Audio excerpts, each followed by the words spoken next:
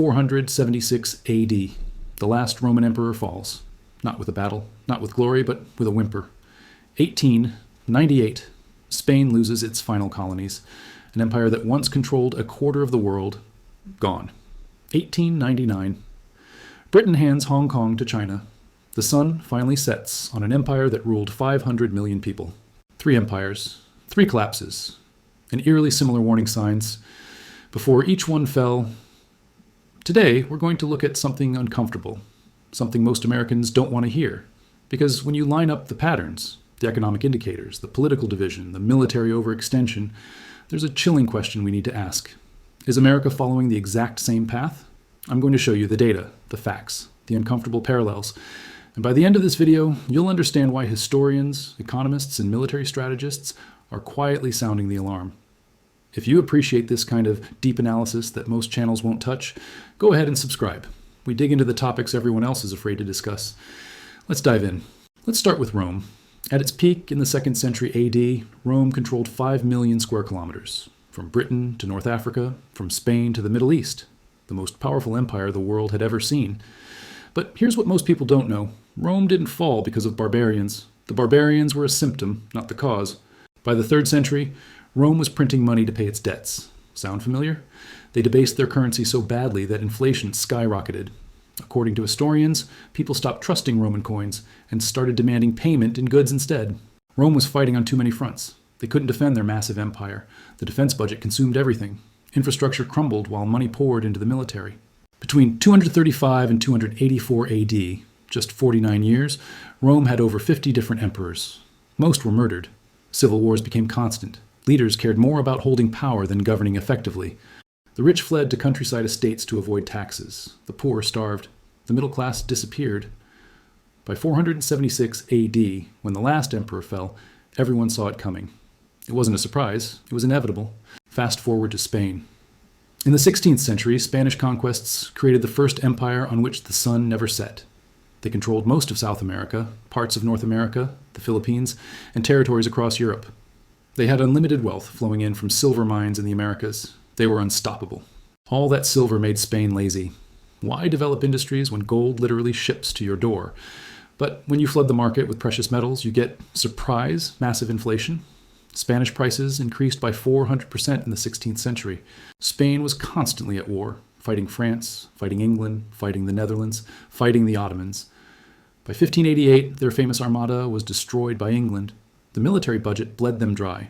Despite massive wealth, Spain declared bankruptcy 7 times between 1557 and 1666. 7 times. They borrowed so much money they couldn't pay it back. Different regions of the empire revolted. Portugal broke away in 1640.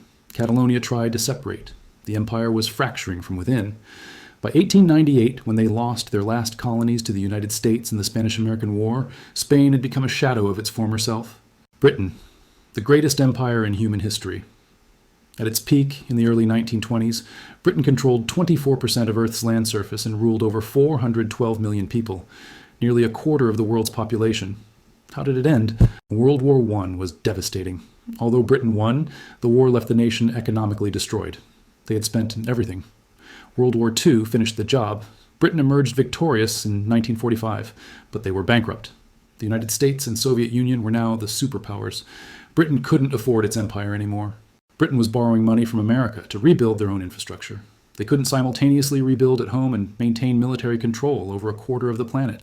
India achieved independence in 1947.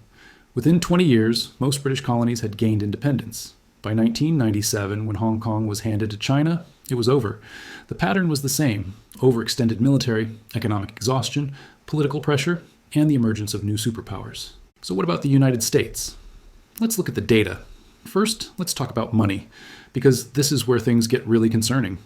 As of 2025, the United States national debt stands at over $38.3 trillion. That's trillion with a T.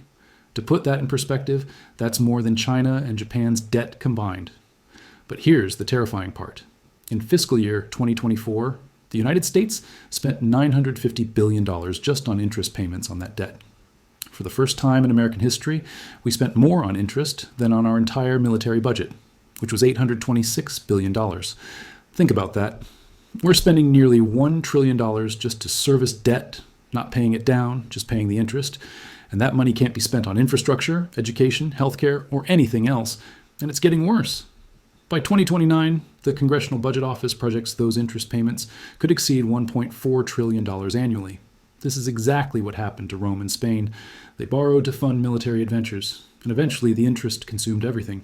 America's 2025 military budget request is $962 billion. That's more than the next 10 countries combined. China, our nearest competitor, spends $314 billion. We maintain over 750 military bases in 80 countries around the world. We're fighting or involved in conflicts in the Middle East. We're supporting Ukraine against Russia. We're preparing for potential conflict with China over Taiwan. Sound familiar? This is exactly what broke Rome, Spain, and Britain. From 2001 to 2022, the United States has spent approximately $8 trillion on the wars in Afghanistan, Iraq, and related operations. $8 trillion. And what did we get for it? Afghanistan fell back to the Taliban in 2021. Iraq is unstable. The region is more chaotic than before. Quick note, if you're finding this breakdown valuable, Ace Like really helps this video reach more people who need to see this information. All right, back to the data. Nearly 40% of the US military budget now goes to personnel and healthcare costs. Not weapons, not innovation, just keeping the current force running. This is a military stretched thin, trying to be everywhere at once. Here's where America might actually be worse off than Rome. According to Gallup, in 2025, the percentage of Americans identifying as politically moderate hit a record low of 34%. That means 2/3 of America is either conservative or liberal, with almost no middle ground. 85% of Democrats view Republicans unfavorably. 88% of Republicans view Democrats unfavorably. According to the Wall Street Journal in 2025, the American political system now has a total breakdown in trust between the parties. Trust in the federal government has fallen from 60 to 70% in the year 2000 to less than 50% today. Americans don't trust their government, don't trust the other political party, and increasingly don't trust democratic institutions.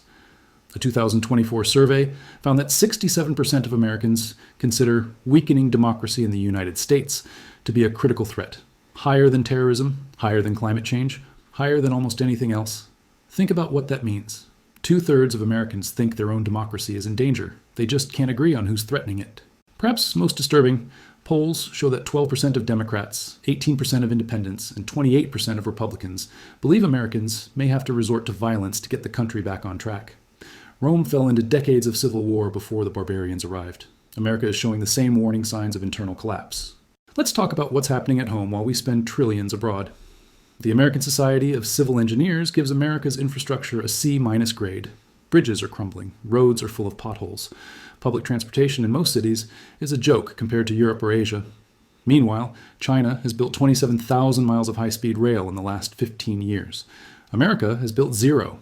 The wealth gap in America is now the highest it's been since the 1920s, right before the Great Depression.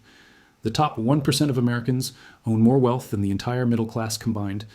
This is the same pattern we saw in Rome. The wealthy build estates and avoid taxes, while the middle class disappears and the poor struggle.